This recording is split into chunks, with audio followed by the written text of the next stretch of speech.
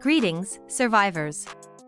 ResilientZ back with another video. Today, we're diving into the brand new Behemoth Companion MK-IV, which is currently being tested in the PTR. In the previous video, we covered its upgrade costs. If you missed it, be sure to check that out. In this video, we'll break down its skills, go over my recommended skill priority, and wrap things up with a battle test to show you just how impactful the MK-IV can be. Without further ado, let's dive right in.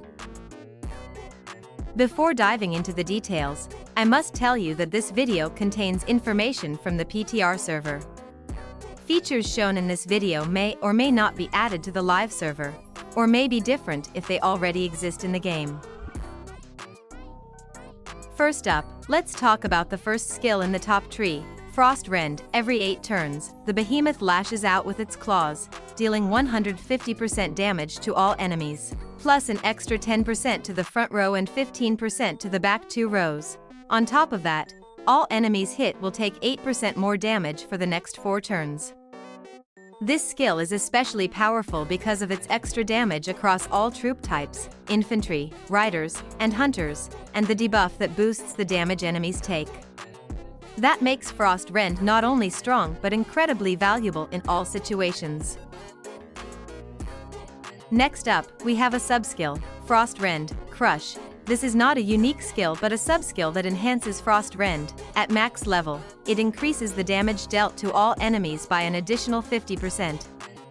A strong upgrade that makes the main skill hit significantly harder. Next, we have another subskill, Frost Rend, Rupture. This is also not a unique skill, but a subskill that enhances Frost Rend. At max level, it increases the damage taken by enemies by an additional 8% for 4 turns. This is a very strong and important upgrade, as it further amplifies the main skill's debuff effect. Next, we have a unique skill and the final skill in the top tree, Savage Sync. For the first 10 turns, all friendly squads deal an additional 103% damage on their first attack. This is a powerful early game burst skill that gives your team a huge advantage right from the start of battle. Since most fights are often decided in the early turns, that first hit bonus can be game-changing, especially in PvP, where landing a strong opening can swing the momentum in your favor. Now let's move to the top right tree. First, we have a unique skill, Cryo Loadout 1, the Behemoth MK-IV, which means Gorilla, gears up with Cryotech, increasing its damage dealt by 9% and reducing damage taken by 9%. Additionally, 35% of this effect is shared with the front row and 35% with the back 2 rows of your formation. This skill offers a solid balance of offense and defense. Not only does it boost the behemoth's performance directly, but it also supports your entire formation by spreading the buff. It helps your front row survive longer while giving your backline extra punch, making Cryo Loadout 1 a valuable all-around skill for all situations. Next, we have a subskill, Cryo Loadout 1 Arm. For the first 10 turns, Behemoth MK-I's damage dealt is increased by 0.5%, and damage taken is reduced by 0.5%. While the numbers may seem small, this subskill is still important. Over multiple turns, even slight boosts in damage and survivability can add up, especially when stacked with other buffs. It enhances the behemoth's consistency in early combat and contributes to overall effectiveness. Next, we have another subskill that enhances the effect of Cryo Loadout 1, Cryo Loadout 1 Chest. This subskill provides the same effect as Cryo Loadout 1 Arm, but it activates during turns 11 to 20.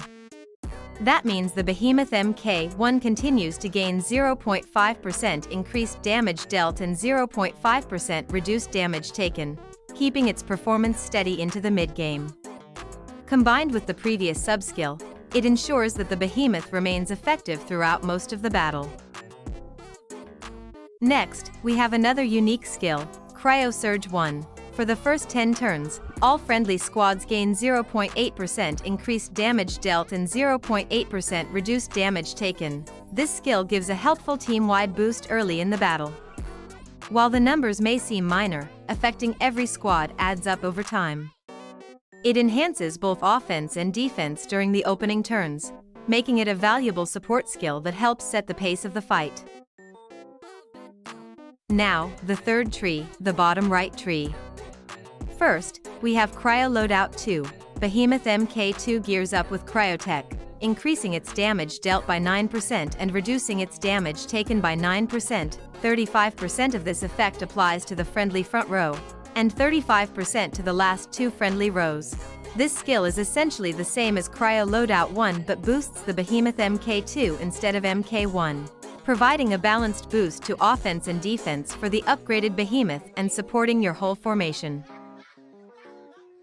Next, we have two unique sub-skills. Cryo Loadout 2, Arm and Chest. Cryo Loadout 2, Arm increases Behemoth MK-II's damage dealt by 0.5% and reduces damage taken by 0.5% for the first 10 turns. Cryo Loadout 2, Chest provides the same effect for turns 11 to 20. These skills are basically the same as Cryo Loadout 1, Arm and Chest but apply their boosts to Behemoth MK-II instead of MK-1, helping maintain steady damage and survivability throughout the battle. Next, we have another unique skill, Cryo Surge 2. From turn 11 to turn 20, all friendly squads' damage dealt is increased by 0.8% and damage taken is reduced by 0.8%. This skill is basically the same as Cryo Surge 1 but activates during turns 11 to 20, while Cryo Surge 1 covers the first 10 turns, extending the team-wide buff through the mid-game. Now let's move to the fourth tree, the bottom left. First up, we have a unique skill, Howl of Winter. At the start of battle, the Behemoth unleashes a freezing howl that increases all enemies' damage taken by 8%, plus an additional 3.5% to the front row and 3.5% to the last two rows. For the first 10 turns, all enemies' first damage taken is further increased by 3%. This skill provides a strong opening debuff that makes your attacks hit harder, especially against key targets in both the front and back rows, helping you control the battlefield early on. Next, we have a sub-skill, Howl of Winter via Dominion. This is not a unique skill but enhances the main skill, Howl of Winter. It increases all enemies' damage taken by an additional 0.4%, though it may seem small. This extra boost stacks with the main skill's debuff, making your overall damage increase more effective. Next, we have another sub-skill, Howl of Winter, Intimidate. This is also not a unique skill but enhances the main skill, Howl of Winter. From turn 11 to turn 30, all enemies' first damage taken each turn is increased by an additional 0.3%. Though the increase is small, it helps extend the damage boost deeper into the battle, making your attacks more effective over a longer period. And the final skill for this tree is Icebound Aegis. For the first 10 turns, all friendly squads' damage reduction increases by 10% each turn. After turn 10, the bonus stays active but stops increasing. This is a massive defensive boost, stacking up quickly to greatly improve your team's survivability during the critical early and mid stages of battle.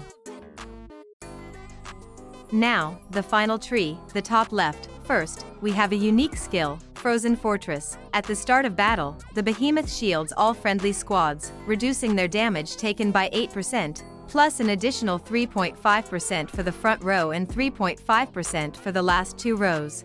For the first 10 turns, all friendly squads' first damage taken is further reduced by 3%. Next, we have a sub-skill, Frozen Fortress, ResilientZ. It reduces all friendly squads' damage taken by an additional 0.4%. Though the boost is small, it stacks with the main skill's shield, improving your team's overall durability even further. Next, another sub-skill that enhances the main skill, Frozen Fortress. Frozen Fortress, Renewal. From turn 11 to turn 30, all friendly squads' first damage taken each turn is reduced by an additional 0.3%. This helps extend the protective effect deeper into the battle, keeping your team tougher for longer. The last unique skill is Deep Freeze. For the first 10 turns, all friendly squads' damage dealt increases by 10% each turn. After turn 10, the bonus remains active but stops increasing. This stacking damage boost is huge for the early battle, helping your team ramp up their damage quickly and gain an early advantage. That's all for the skill review. It's tough to recommend skills outright since each node unlocks based on the behemoth's rank or tier, starting from the top tree. That said, here's my personal ranking of all the unique skills, based on my observations and experience. Please note that all of these skills are from the PTR. Some of them seem a bit unrealistic, so there's a good chance they'll be adjusted when Behemoth MK-IV is released in the live game. Don't take this at face value, make sure to review the skills again once the update goes live. Now, let's move on to the battle tests. Here's the first battle report where neither side has the Behemoth MK-IV upgraded. In this battle, the opponent has 54,485 surviving troops. Here's the second battle report where I had a maxed Behemoth MK-IV. Not only did I win, but I finished the battle with 110,044 surviving troops, clearly showing how impactful the Behemoth MK-IV's skills can be when fully upgraded. That's it for this video. I know it was a bit long, but I tried to keep it as short as possible without missing any major information. If you enjoy my content, please support me by liking the video, sharing it with your friends, and subscribing to the channel. Got any comments or suggestions? Drop them down below. Thanks for watching.